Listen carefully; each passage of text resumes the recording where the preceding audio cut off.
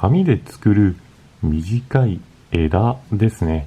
こちらの作り方をご紹介していきます。梅の花を貼るとこのような感じのものができます。それでは作っていきます。こちらの画用紙は幅が3センチ、長さの方はお好みの長さのものをご用意ください。定規を端の方に当てまして、で、斜めにですね、こうやって紙を引き上げていきます。そうするとこのようにカールしますので、端の方からくるくると丸めていきます。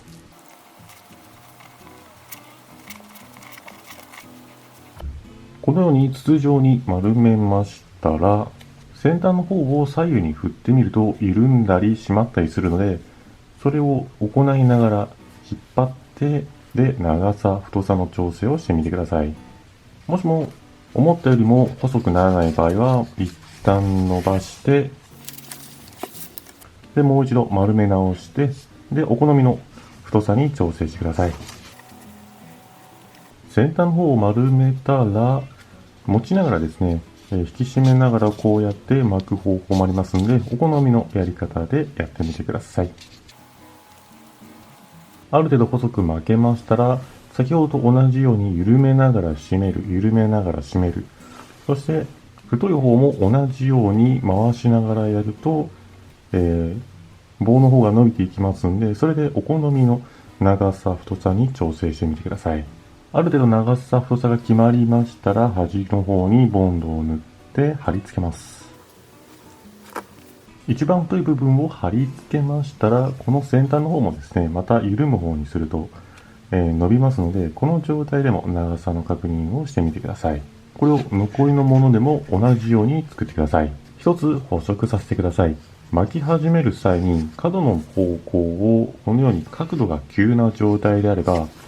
太いものが出来上がります。で、角度の方が緩い状態から巻き始めれば、細く整ったものが出来上がります。もしも最初の方を巻きにくければ、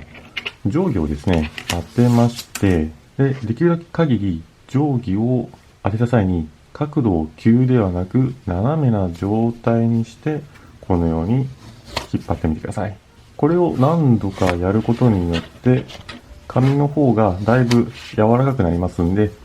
巻きやすくなると思いますんで、お試しください。しっかりと癖をつけた後は、この角度ではなく、結構緩やかな状態でもですね、端の方から巻きやすくなると思います。このような感じで細い棒が出来上がります。次に丸めた棒を貼っていきます。お好みの位置でこの棒をちょっと曲げていただいて、枝らしさを表現してみてください。もう一本も同じように加工します。次にこの加工したもの同士の末端の方をボンドで貼り付けます。末端の方、できるだけ面の広いところにボンドを塗ります。ボンドを塗るときは枝のこの曲げている角度にご注意ください。あとはこれを貼り付けます。ボンドが貼り付いて動かなくなるのを待ちます。ボンドが貼り付いたら今度はこちらの紙を使っていきます。この紙は幅が2センチ、長さはお好みの長さで大丈夫です。長い方がいいですね。こちらの紙も定規を当てまして、この時に定規の角度は特に気にせず、このまま引き上げて、そして画用紙に癖をつけてください。癖をつけ終わったら、内側の先端、端の方にボンドを塗ります。ボンドを塗ったら、画用紙を貼り合わせた先端のところに貼り付けます。この時に貼り付ける角度が横すぎず、斜めすぎず、やや緩い角度で貼り付けてください。あとはこれを巻いていきます。ある程度巻きましたら、おそらく画用紙を折って枝の角度をつけた部分に差し当たると思います。枝の曲げる側の方ですね。こちらに画用紙を巻きます。で、巻いた時に、この画用紙を奥に立てることによって、枝の方が立ち上がってきますので、お好みの角度に調整して、で、このまま、また、元の方に巻き戻すような感じで動かしてください。角度の方が決まりましたら、ハサミで不要な部分を切ってください。切ったらボンドを塗って、そして貼り付けます。はい、こんな感じで枝の角度を決めてください。ボンドがしっかり貼り付きましたら、もう一本ですね、同じように角度をちょっとつけまして、角度をつけたらまたボンドを塗って、そして貼り付けます。ボンドを塗って貼り付けるところは、この画用紙の巻き始めではなく、巻き終わり、最後にボンドを貼り付けた側をこのように他のところに貼り付けて、で、枝出しするような感じにしてください。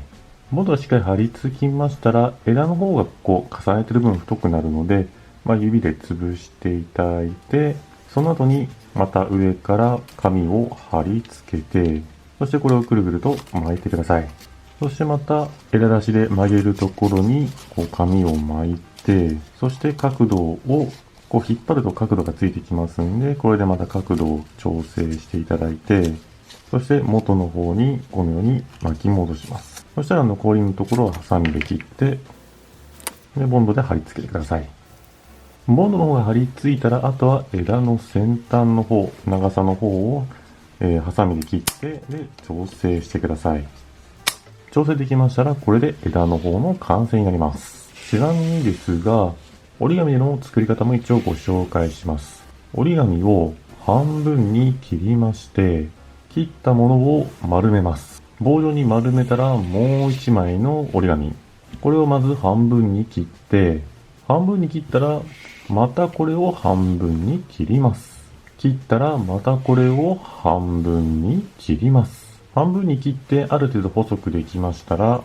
先ほど画用紙と作ったのと同じ工程でこちらを曲げて、で、末端をボンドで貼り付けます。ボンドが貼り付いたらまたこちらを塗りまして、そして先ほど切った紙の帯を貼り付けて、で、これをくるくると巻いていきます。ある程度巻いたら先ほどと同じように枝出ししたい側の方に巻いて、で、角度を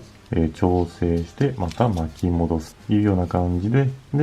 折り紙でも作れることができます。もしもですね、巻きづらいなと思った場合は、この巻く帯の折り紙をさらに半分に切って、で、巻きやすいサイズを見つけてください。今の状態でもちょっと太い感じなので、さらにこれを半分に切ると巻きやすくなります。いかがでしたでしょうか？今回は枝の方を作ってみました。花の方を作って枝の方ができれば、このような感じで、花の方を貼り付けて、で、